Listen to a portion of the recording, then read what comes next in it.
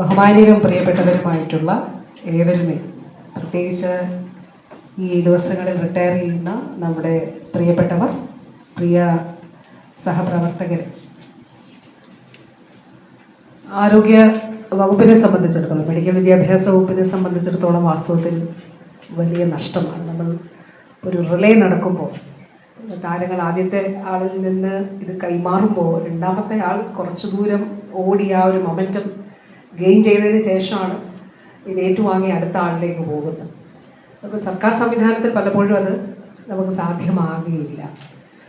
അപ്പോൾ നിങ്ങൾക്ക് ഓരോരുത്തർക്കുമുള്ള ഒരു വലിയ അനുഭവ പരിചയം, പ്രാക്ടിക്കലായിട്ടുള്ള നിങ്ങളുടെ ഒരു പ്രായോഗികമായ പരിജ്ഞാനം, നിങ്ങളുടെ അഡ്മിനിസ്ട്രേറ്റീവ് സ്കിൽസ്, ഇതിനൊന്നും പകരം വെക്കാൻ മറ്റൊന്നുമില്ല. അപ്പോൾ ഒരു 14 പേര് ഒരേ സമയം, അതും DME തലം മുതൽ റിട്ടയർ ചെയ്യുന്നു എന്ന് പറയുമ്പോൾ വകുപ്പിനെ സംബന്ധിച്ചിടത്തോളം, ഡിപ്പാർട്ട്മെൻറ്റിനെയും ഡയറക്ടറേറ്റിനെയും സംബന്ധിച്ചിടത്തോളം വലിയ വലിയ നഷ്ടമാണ് ഉണ്ടാകുന്നത് എന്നുള്ള യാഥാർത്ഥ്യത്തിൽ നിന്നുകൊണ്ടാണ് നമ്മൾ ഈ ഒരു മീറ്റിംഗ് ഇവിടെ ഓർഗനൈസ് ചെയ്തിട്ടുള്ളത്. ഏതായാലും വളരെ മികച്ചൊരു കാലഘട്ടമാണ്. എനിക്ക് ഓരോരുത്തരെയും സംബന്ധിച്ചിടത്തോളം ഒരുപാട് ഓർമ്മകളുണ്ട്. അത് ഓരോരുത്തരെ സംബന്ധിച്ചിടത്തോളം ഓരോരുത്തരുടെയും സേവനങ്ങളും വാസ്തവത്തിൽ ഇങ്ങനെ ഒരുപാട് കാര്യങ്ങൾ എല്ലാവരുമായിട്ട് ബന്ധപ്പെട്ടും പറയാനായിട്ടുണ്ട്.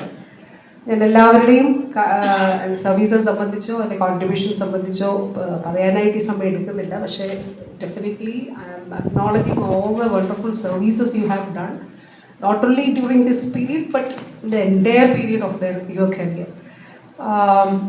അതിൽ ഈ ഒരു കാലഘട്ടം നമ്മുടെ മെഡിക്കൽ വിദ്യാഭ്യാസ വകുപ്പിനെ സംബന്ധിച്ചിടത്തോളം, ആരോഗ്യ വകുപ്പിനെയും മെഡിക്കൽ വിദ്യാഭ്യാസ വകുപ്പിനെ സംബന്ധിച്ചിടത്തോളം നമ്മൾ ഒരുപാട് കാര്യങ്ങൾ ചെയ്യാൻ ശ്രമിച്ചിട്ടുണ്ട്. ഈ കാലഘട്ടത്തിലാണ് നമ്മുടെ മെഡിക്കൽ കോളേജുകൾ DC റാങ്കിങ്ങിൽ വന്നത്, ഡെന്റൽ കോളേജ് DC റാങ്കിങ്ങിൽ വന്നത്. ഈ കാലഘട്ടത്തിലാണ് ഏറ്റവും കൂടുതൽ അധ്യാപക തസ്തികകൾ, ചരിത്രത്തിൽ തന്നെ 270 തസ്തികകൾ മെഡിക്കൽ വിദ്യാഭ്യാസ വകുപ്പിൽ സൃഷ്ടിച്ച കാലഘട്ടമാണ് ഇത്. ഈ കാലഘട്ടത്തിലാണ് നമുക്ക് 2 മെഡിക്കൽ കോളേജുകൾ പുതുതായിട്ട് അനുവദിക്കപ്പെട്ടത്. ഈ കാലഘട്ടത്തിലാണ് നമ്മുടെ 471 സർക്കാർ മേഖലയിലെ നഴ്സിംഗ് സീറ്റുകളുടെ എണ്ണം, അത് നമ്മുടെ 2300-നടുത്ത് സീറ്റുകളായിട്ട് ഇരട്ടിയിലധികമായിട്ട് നമുക്ക് വർദ്ധിപ്പിക്കാനായിട്ട്, 3 ഇരട്ടിയോളമായിട്ട് നമുക്ക് വർദ്ധിപ്പിക്കാനായി കഴിഞ്ഞത് ഈ കാലഘട്ടത്തിലാണ്. ഏറ്റവും അധികം PG സീറ്റുകൾ നമുക്ക് ലഭിച്ച ഒരു കാലഘട്ടം ആണ് ഇത്.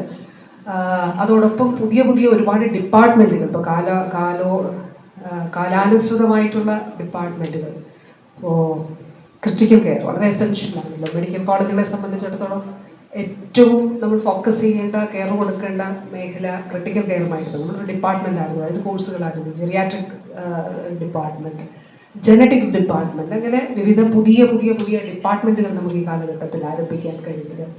അതോടൊപ്പം ഈ കാലഘട്ടത്തിൽ ഫെലോഷിപ്പ് പ്രോഗ്രാം നമുക്ക് മെഡിക്കൽ കോളേജുകളിൽ ആരംഭിക്കാനായിട്ട് കഴിഞ്ഞു. ഇവിടെയും കോട്ടയത്തുമൊക്കെ നമ്മൾ ആരംഭിച്ചു. അങ്ങനെ ഒരുപാട് അക്കാഡമിക്കായിട്ടും അല്ലാതെയും ചികിത്സാപരമായിട്ടും ഒരുപാട് കാര്യങ്ങൾ, അതുകൊണ്ട് അതിലേക്കൊന്നും ഞാൻ കൂടുതലായിട്ട് പോകുന്നില്ല. ഇപ്പോൾ ലിവർ ട്രാൻസ്പ്ലാന്റേഷനൊക്കെ ഉൾപ്പെടെ ആരംഭിക്കാൻ കഴിഞ്ഞതും മുന്നോട്ട് കൊണ്ടുപോകാൻ കഴിഞ്ഞതും ഒക്കെ ഈ കാലഘട്ടത്തിലാണ്.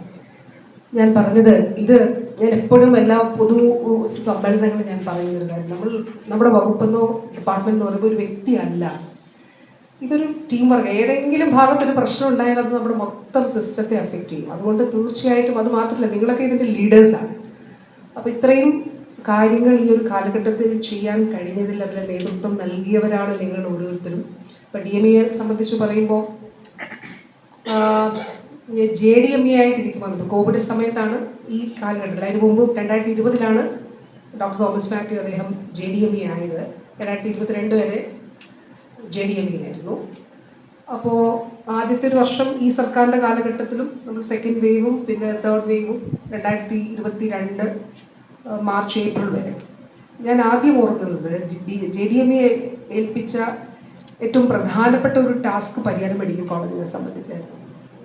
പരിയാരം മെഡിക്കൽ കോളേജിൽ നമ്മൾ ഏറ്റെടുത്തെങ്കിലും നമുക്ക് ജീവനക്കാരുടെ വിഷയങ്ങൾ സംബന്ധിച്ച് അതെങ്ങനെ വേണം, കാരണം എറണാകുളം പോലെയല്ല പരിയാരം, എറണാകുളത്തിൻ്റെ ഒരു കാലയളവല്ല പരിയാരത്തിലുള്ളത്.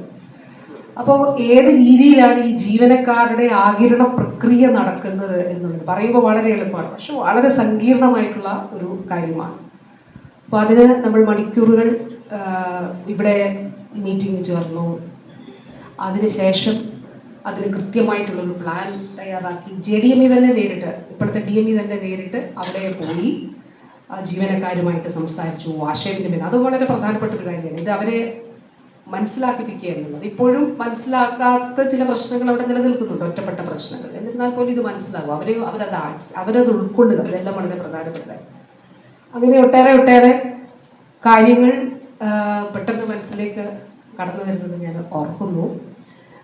തീർച്ചയായിട്ടും പിന്നീട് ഇന്നിപ്പം റേബീസിൻ്റെ ഒരു വിഷയം വന്നതുകൊണ്ട് തന്നെ ഡോക്ടറുടെ ഒരു പ്രൊഫഷണൽ ജീവിതത്തിൽ എനിക്ക് തോന്നുന്നു പേവിഷബാധയുമായിട്ട് ബന്ധപ്പെട്ടിട്ടുള്ള അദ്ദേഹത്തിൻ്റെ പ്രവർത്തനങ്ങൾ വളരെ നമ്മുടെ ഡിപ്പാർട്ട്മെൻറ്റും എക്കാലവും ആരോഗ്യ രംഗം അക്നോളജ് ചെയ്യുന്നതാണ് എന്നുള്ളതാണ് ഞാൻ മനസ്സിലാക്കുന്നത്. അപ്പോൾ അതിൽ നമ്മളുടെ സ്പെഷ്യൽ ടീമിൻ്റെ ഒരു എക്സ്പേർട്ട് ടീം ഉണ്ടായിരുന്നു, അതിൽ അദ്ദേഹം അംഗമായിരുന്നു. അപ്പോൾ അതിലെ ഒട്ടേറെ കാര്യങ്ങൾ നിങ്ങൾ ഓരോരുത്തരെയും സംബന്ധിച്ചിടത്തോളം ഞാൻ എടുത്ത് പറയുന്നില്ലെങ്കിലും അതിൽ എല്ലാവരുടെയും പ്രവർത്തനങ്ങൾ ഞാൻ ഈ ഘട്ടത്തിൽ വളരെ നന്ദിയോടുകൂടി ഓർക്കുന്നു. അതുകൊണ്ട് ഇതൊരു സാങ്കേതികമായിട്ടുള്ള വിരമിക്കൽ മാത്രമാണ്.